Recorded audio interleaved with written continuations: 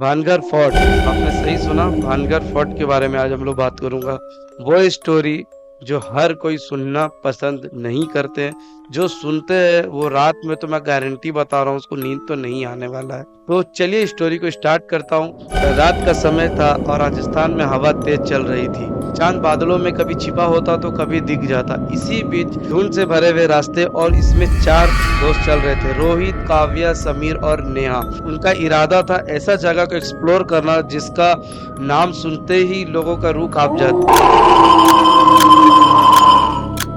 जी हाँ, भानगढ़ फोर्ट के बारे में बात कर रहा हूँ मैं। रोहित थोड़ा डेड डेविल टाइप का था, मतलब रोहित थोड़ा हिम्मत वाला था। वो अपने चारों दोस्तों को ये आज बता रहा था कि चलो आज ये भानगढ़ फोर्ट देखते यहाँ कौन भूत रहता भी है या नहीं है, सिर्फ एक मजाक है। वहीं उसका दोस्त समीर हल्का सा डर के बोला, यहाँ पुलिस भी आने के लिए मना करता है और ये कोई मजाक नहीं है। नेहा ने समीर को बोला, बस कर समीर यार, फालतू की बात मत कर, चल आज एडवेंचर का मजा लेते हैं। और नेहा ने कहा कि कल हम अपने दोस्तों को बताएंगे कि हमने रात भानगढ़ में बिताए। वही सब हंसते हुए फोर्ट के अंदर घुस गए और उन्होंने दरवाजा जैसे ही खोला, उस दरवाजे से एक ठंडी हवा आई और वो ठंडी हवा ऐसी लग रही थी जैसे उन्हें चारों के गले पे कोई ठंडी बर्फ रख दी हो, ऐसा महसूस हुआ। और वो चारों दोस्तों को एक साथ ही एहसास हुआ, यानी महसूस भी एक साथ ही हुआ। जैसे ही अंदर घुसते, अंदर बिल्कुल सन्नाटा था।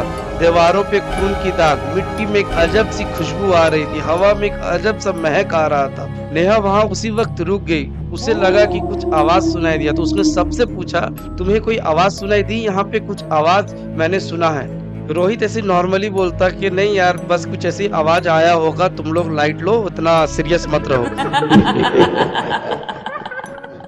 वहीं समीर कहता है कि नहीं, ये आवाज असली थी, मैंने भी सुनी है ये आवाज। और ये बात समीर धीरे से बोलता है क्योंकि उसको सबसे पहले एहसास हो जाता है कि ये आवाज उसने भी सुनी थी और सबसे पहले उसने ही सुनी। सडनली समीर के कान में एक आवाज आती है, पीछे मुड़, मैं यही हूँ।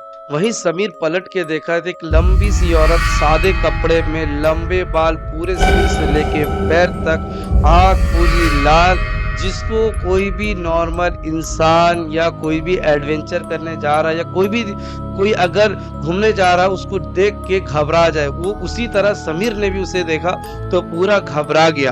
वहीं समीर के सामने सब कुछ बदलने लगा। उसके तीनों दोस्त काव्या, रोहित और नेहा, सबके चेहरे बदलने लगे। वो सेम टू सेम वो जो औरत उसको आवाज दी थी वैसे ही सब बनने लगे। समीर के हाथ में पुरानी तलवार आ गई और उसने अपने तीनों दोस्तों के सामने अपने आप को मार दिया। और जैसे ही वो मारता है उसका पूरा खून भानगढ़ फोर्ट में फैल जाता है। उसकी बॉडी वहीं थरथराई और नीचे गिर गई। ये सब देखकर नेहा, काव्या और रोहित की चीखें निकल गई और सबसे पहले नेहा वहां से भागकर एक कोने में जाकर खड़ी हो गई। नेहा देखती है कि एक छोटी सी लड़की कोने पे रो रही थी, तो नेहा ने क्या किया वो सब देख कर वो पिघल गई। वो क्या करती है, उससे जाती है, पूछती है क्या हुआ। नेहा उसके पास जाती है और नेहा जैसे ही उसके पास जाती है, लड़की अपना सिर उठाती है और सिर उल्टा रहता है, होठ ऊपर रहती है और आंखें नीचे, ऐसा की। और वो ऐसा हंसती है कि जैसे लगता है कोई डरावना भूत जैसा हंसता है, वैसे ही डर हंसती है वो। और वो सब देख के नेहा घबरा गई और वहीं वो लड़की नेहा का हाथ पकड़ती है। जैसे ही नेहा का हाथ वो लड़की पकड़ती है, उसका हाथ पूरा गलने लगता है, ऐसे कि जैसे कि एसिड कोई डाल दिया हो और उसकी हड्डियां उसके बॉडी से बाहर आ रही है। सोचिए, इमेजिन करिए कि कैसा उन लोग के साथ हुआ। और ये स्टोरी इतना थ्रिलर है ना, आप पूरा स्टोरी सुनिए, मजा आ जाएगा। और नेहा पूरा जल चुकी थी और उसका शरीर पूरा धीरे धीरे स्केलेटन यानी कंकाल बन चुका था और वो सिर्फ एक हड्डी यानी एक खोखला बन चुकी थी। अब उसका कोई काम वहां पे नहीं था। रोहित और काव्य अचानक भानगढ़ फोर्ट में भागने लगे। वो भागने लगे ताकि वो बाहर निकल सके वहां पे, क्योंकि उनको तो डेयर बनना था भाई, अपने दोस्त को दिखाना था। अब वो भागते भागते एक दीवार पे उनको ऐसा चीज लिखा हुआ दिखता है जो कि उनको पूरा स्टोरी पता चलता है और वो फ्लैशबैक में चल जाता है। और वो फ्लैशबैक में रानी रत्नावती का पूरा स्टोरी उनके सामने विजुअलाइजेशन होता है और उनके सामने वो पूरा स्टोरी आ जाता है। उसकी कहानी ऐसे थी कि वो एक बहुत ही खूबसूरत देखने में लगती थी और उसके पीछे एक तांत्रिक पागल हो गया था, यानी उसको पसंद करने लगा था। तांत्रिक उसको पाना चाह रहा था और तांत्रिक ने उस पे काला जादू करने का कोशिश किया, लेकिन वहां पे राजकुमारी ने उसका जादू को उसने पलट दिया। उसे काला जादू कर रहा था, तांत्रिक ने उसका जादू उसी के ऊपर ही पलट दिया उसने, और तांत्रिक मर गया। लेकिन उसने मरने से पहले एक श्राप दिया। उसने ये श्राप दिया कि मेरा सपना आधा अधूरा है, तो यहाँ कोई भी इंसान अगर आता है तो वो खुश नहीं रहेगा और जिंदा वापस नहीं जाएगा। ये स्टोरी उनके सामने आ गया, जो दो इंसान बचे थे, रोहित और काव्य। ये चीज वो उनके सामने पूरा फ्लैशबैक में ये स्टोरी उन्होंने देख लिया था।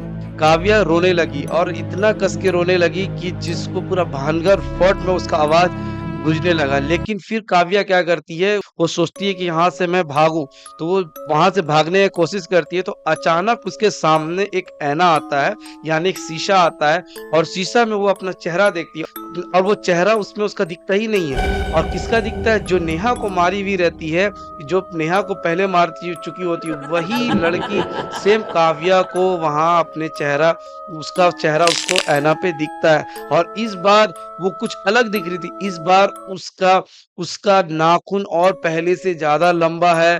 काव्या बेहोश हो गई। जैसे ही उसको होश आता है तो वो लड़की भाई पैर पसार कर वहां उसके सामने बैठी थी, जो शीशा में उसको नजर आई थी और जो नेहा को पहले ही मार चुकी थी। जैसे ही वो होश में आती है काव्या, तो उसको वो मार देती है। अब इसमें सिर्फ एक डेडेविल जो रोहित था, या जो अपने आप को हिम्मत बताता, मैं बहुत हिम्मत वाला हूँ, अब सिर्फ वो एक ही बचा हुआ था। और उसने क्या किया, ऐसा दरवाजा खोलता है जिसमें राजकुमारी रत्नावती का मौत होता है। रत्नावती को देख के उसका तो वही दिमाग खराब हो जाता है। वो देखता है इतनी खूबसूरत राजकुमारी रत्नावती रहती है, जिसके वजह से तांत्रिक पूरा भानगढ़ फोर्ट को श्राप दिया था, यहाँ पे कोई भी आएगा तो बच नहीं पाएगा। और रोहित वहां देखता, वो इतनी खूबसूरत है कि भाई क्या बोलूं, लाल कपड़े में इतनी खूबसूरत। लेकिन सडनली क्या होता है, उसका चेहरा बदल जाता है। अब वही चेहरा जो खूबसूरत चेहरा था, आंख लाल, बाल लंबे, हाथ के नाखून लंबे लंबे, मतलब वो देख के वहां पे घबरा जाता है। अब वो रिक्वेस्ट करता है कि भाई मुझे छोड़ दो, मेरे तीनों दोस्त को, क्योंकि तीनों दोस्त मर चुके थे, वो रिक्वेस्ट करता है कि मुझे छोड़ दो, मुझे बस, मैं और दोबारा कभी नहीं आऊंगा। लेकिन आखिरी में होता क्या है, राजकुमारी रत्नावती कोई बात नहीं सुनती है। आखिर में राजकुमारी रत्नावती उसको मार देती है और रोहित का भी मौत हो जाता है। लेकिन भानगढ़ किला एक राज है, आज तक उसको किसी ने भी उसकी गुत्थी सुलझाने की कोशिश की, कोई भी उसका सुलझा नहीं पाया। यानी उसको हर कोई एक्सप्लोर करना चाहा, कोई भी आज तक वहां से जिंदा वापस नहीं आया। अगर आप ये स्टोरी जानना चाहते हैं कि ये सही है या गलत, आप YouTube में करके देख लीजिएगा। तो अगर इसका आप पार्ट 2 देखना चाहते हैं तो हमारे इस चैनल को सब्सक्राइब करिए, शेयर करिए एक बार, और हॉरर स्टोरी देखना पसंद करते हैं तो शेयर करिए, लाइक करिए। मिलते हैं अगले वीडियो में। जय हिंद।